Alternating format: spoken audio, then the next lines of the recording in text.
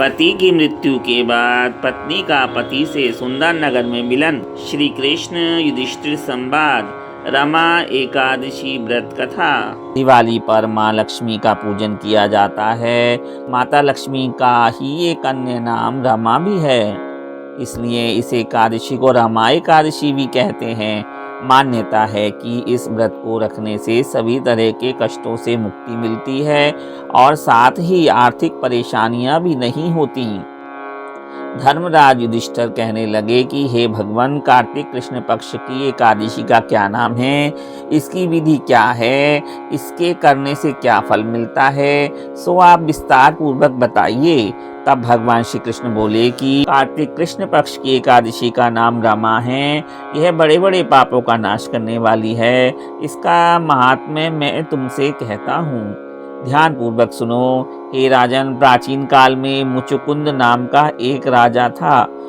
उसकी इंद्र के साथ मित्रता थी और साथ ही यम, कुबेर, वरुण और विभीषण भी उसके मित्र थे। यह राजा बड़ा धर्मात्मा, विष्णु भक्त और न्याय के साथ राज्य करता था। उस राजा की एक कन्या थी जिसका नाम चंद्रभागा था। उस कन्या का विवाह चंद्रसेन के पुत्र शोभन के साथ हुआ था।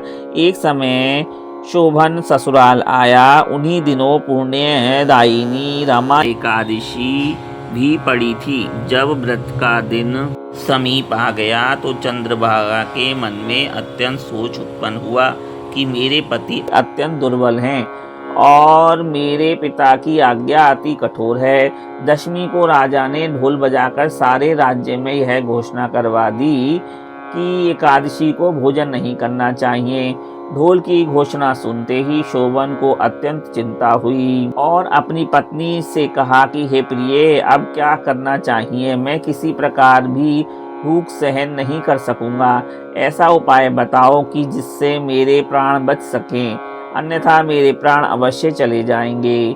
चंद्रभागा कहने लगी कि हे स्वामी, मेरे पिता के राज्य में एकादशी के दिन कोई भी भोजन नहीं करता। हाथी, घोड़ा, ऊंट, बिल्ली, गौ आदि भी तृण, अन्न, जल आदि ग्रहण नहीं कर सकते। फिर मनुष्य का तो कहना ही क्या है।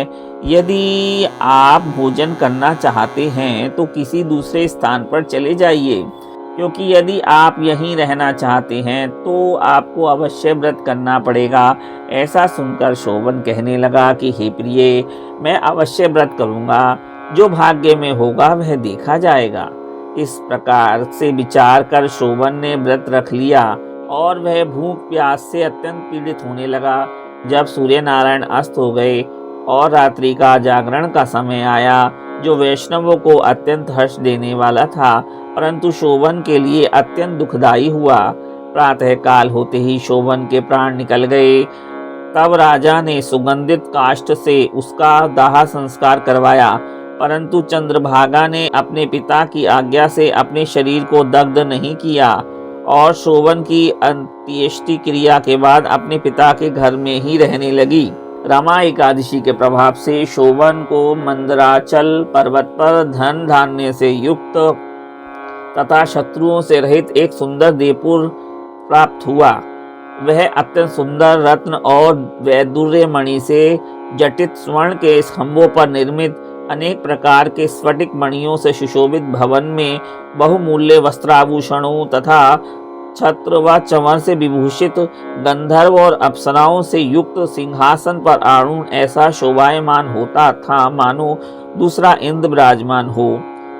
एक समय मुचुकुंद नगर में रहने वाले एक सोम शर्मा नामक ब्राह्मण तीर्थ यात्रा करते हुए घूमते घूमते उधर जा निकले और उन्होंने शोभन को पहचान कर यह तो राजा का जमाई शोभन है, उसके निकट गए।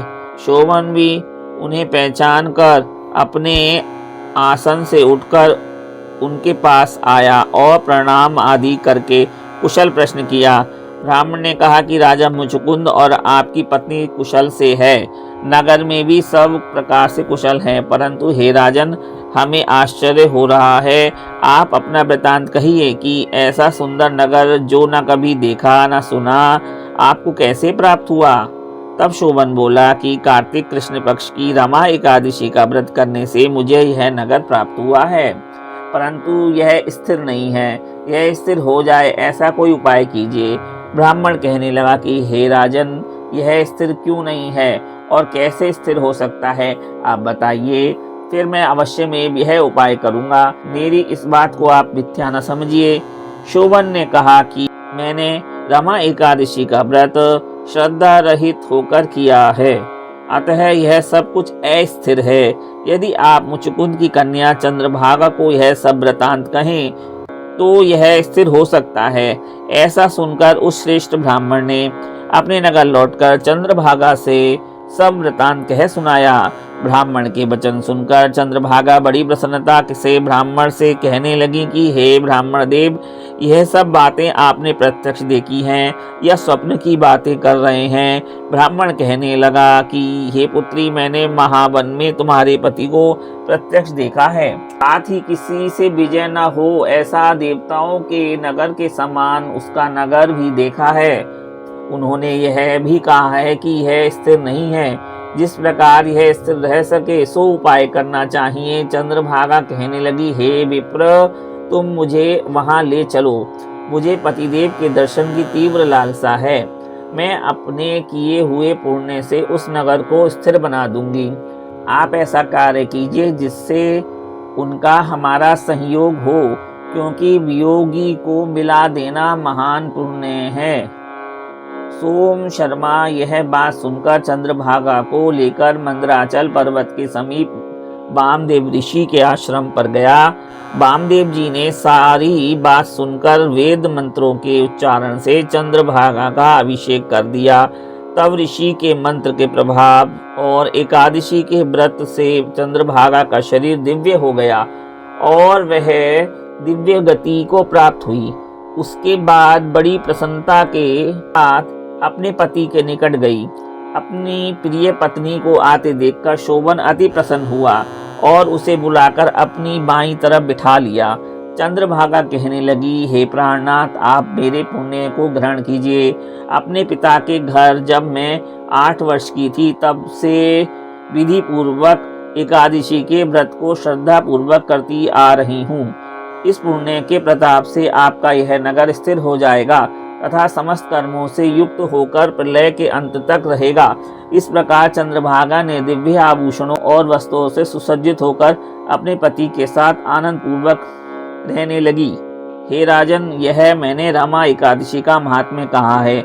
जो मनुष्य इस व्रत को करते हैं उनके ब्रह्म हत्या जैसे बड़े से बड़े पाप नष्ट हो जाते हैं। कृष्ण पक्ष और शुक्ल पक्ष दोनों की एकादशियां समान हैं, इनमें कोई भेदभाव नहीं है, दोनों समान फल देती हैं। जो मनुष्य इस महात्म्य को पढ़ते अथवा सुनते हैं वे समस्त पापों से छुटकारा पाकर विष्णु लोक को प्राप्त होते हैं। जय जय श्री कृष्ण, जय जय श्री कृष्ण।